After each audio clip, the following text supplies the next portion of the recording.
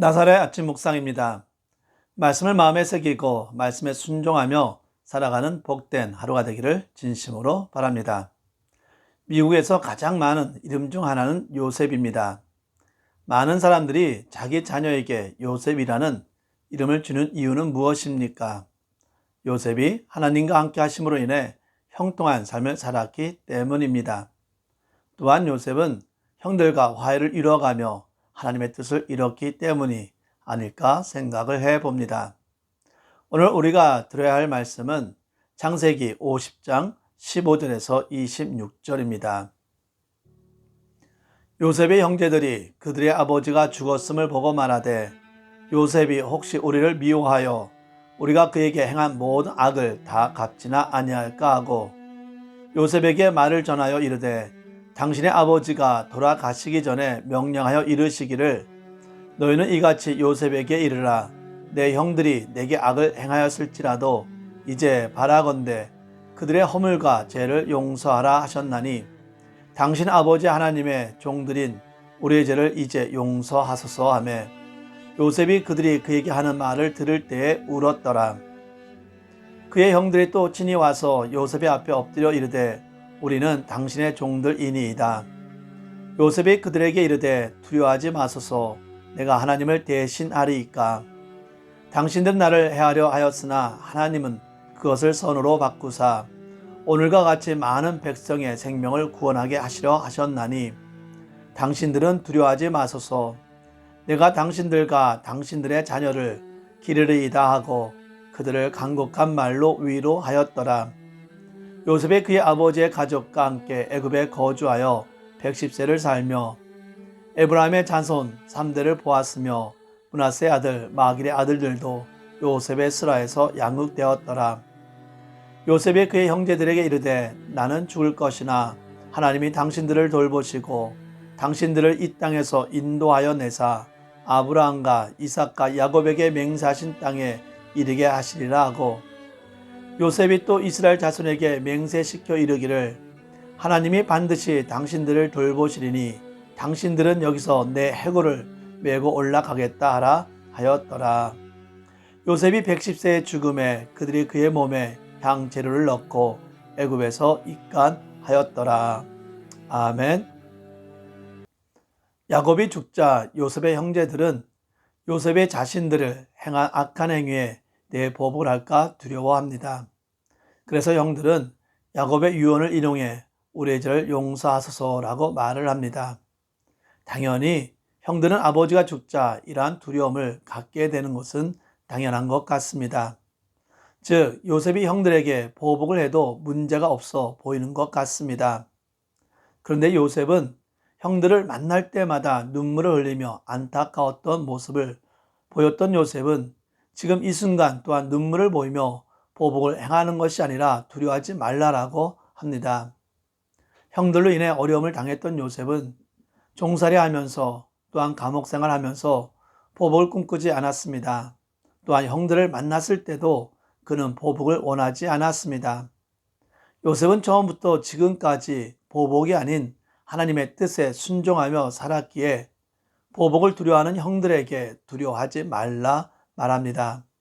왜냐하면 비록 형들이 요셉을 해하려 했지만 하나님은 선을 행함으로 생명을 구원할 계획을 가지고 계셨기 때문입니다. 요셉은 생명을 구원할 계획에 순종하며 살아온 삶입니다.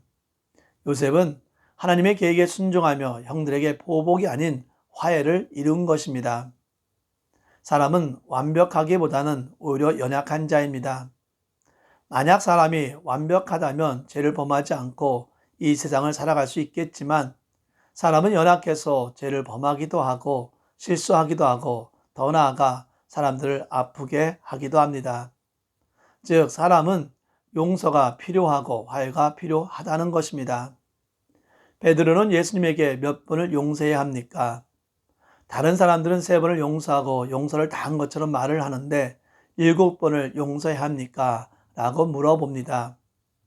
이때 예수님은 베드로의 대답에 7번씩 70번을 용서하라고 합니다. 만약 사람에게 용서가 필요 없다면 예수님은 7번씩 70번 용서하라는 말씀을 하지 않았을 것입니다. 하지만 사람들은 용서가 필요합니다. 따라서 우리는 완벽한 존재가 아닌 연약한 존재이기에 용서하며 살아가야 합니다. 예수님께 기도를 가르칠 때 우리가 우리에게 죄 지은 자를 사하여 준 것 같이 우리의 죄를 사하여 주시옵고 라고 말씀하십니다. 우리는 하나님의 용서함 속에서 용서하며 살아가야 함을 말씀하고 있는 것입니다. 우리는 살아가면서 용서하지 못할 이유가 너무 많습니다. 우리가 용서하지 못할 이유 중 하나는 너무나 큰 억울함을 당했기 때문일 것이고 또한 너무나 큰 무시를 당했기 때문일 것입니다. 특히 우리는 미국에 살면서 억울하고 무시당하는 일이 많이 당했을 것입니다. 우리는 이러한 삶 속에서 정말 용서할 수 있을까가 우리의 질문입니다. 용서하는 것이 결코 쉽지 않습니다. 요셉도 어쩌면 용서하는 것이 쉬운 일이 아니었을 것입니다. 그런데 요셉은 내가 하나님을 대신하리까 라고 합니다. 즉 요셉은 자신의 권능으로 용서하는 것이 아니라 하나님의 권능으로 용서하고 있음을 말하고 있는 것입니다. 우리가 우리 힘으로 용서할 수 없습니다. 따라서 우리의 권능이 아닌 하나님의 권능을 의지하며 용서하며 사는 삶을 살기를 바랍니다. 요셉은 하나님의 권능 속에서 두려움에 떨고 있는 형들을 오히려 위로하며 자신이 그들과 그들의 자녀들을 돌볼 것을 약속했습니다. 요셉은 원수를 은혜로 갚는 선한 행위로 오히려 형들을 위로하고 평안을 베풀어 주고 있습니다. 이러한 요셉의 모습을 우리는 본받아야 합니다. 성도 여러분, 형제들에 대한 요셉의 진정한 용서와 위로는 형제와 이웃의 잘못을 정죄하고 비판하기에 빠른 오늘날 우리에게 신선한 감동을 전해주고 있습니다. 우리는 하나님의 크고 놀라우신 사제의 은총과 위로를 경험한 자들로서 진정 형제와 이웃의 잘못을 용서하며 위로의 삶을 살아가기를 바랍니다. 이것이 우리 성도들을 향한 하나님의 뜻이며 사제의 은총을 입은 성도의 마땅한 본분입니다. 본서의 맨 마지막 구절인 26절을 보면 요셉이 110세의 죽음에 그들이 그의 몸에 약 100갱제류를 넣고 애굽에서 입간하였더라 라고 기록하고 있습니다. 요셉의 죽음에 관한 기록으로 대미를 장식함으로써 매우 음울한 분위기 속에서 결론을 맺고 있는 것입니다. 따라서 본절 자체만 본다면 죄로 인해 죽을 수밖에 없는 사람들에게 아무런 소망도 없는 것처럼 여겨집니다. 그러나 하나님을 믿고 섬기는 성도의 죽음에는 소망이 있습니다. 본장에는 두 사람의 죽음에 관한 기사를 기록하고 있습니다. 즉 야곱의 장례식과 요셉의 죽음이 그것입니다. 우리가 만일 이 두 기사를 표면적으로만 본다면 무슨 소망을 가질 수 있겠습니까? 그러나 우리는 이들의 죽음에 놀라운 소망이 내포되어 있음을 알아야 합니다. 보십시오. 야곱의 죽음은 그것으로 끝나지 않았습니다. 즉 야곱의 죽음은 민족으로서 이스라엘의 탄생을 시켰던 것입니다. 또한 요셉의 죽음은 어떻습니까? 요셉의 죽음은 선민 이스라엘의 출애굽을 위한 발판이 되었습니다. 그러한 의미 속에서 요셉의 죽음은 새로운 소망을 잉태한 죽음이었던 것입니다. 여기서 보듯이 성도의 죽음은 결코 무의미하거나 소망이 없는 죽음이 아닙니다. 성도의 죽음에는 새로운 생명과 살아 움직이는 소망이 배태되어 있는 것입니다.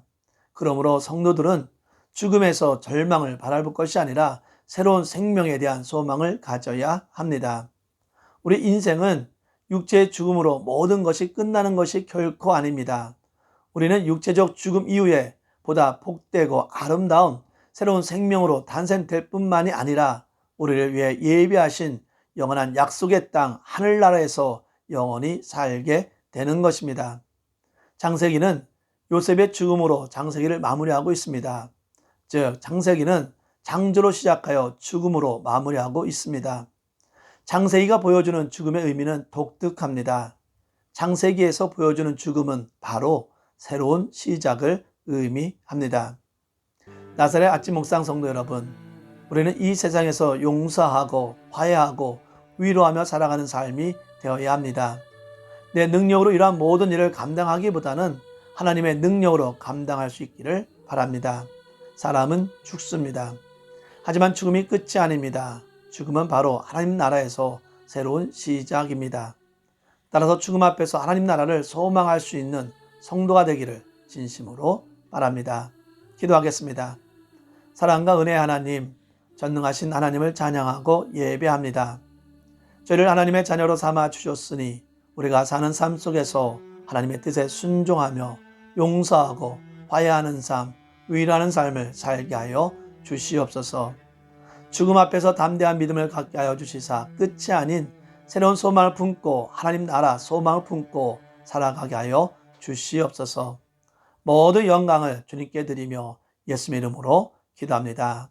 아멘.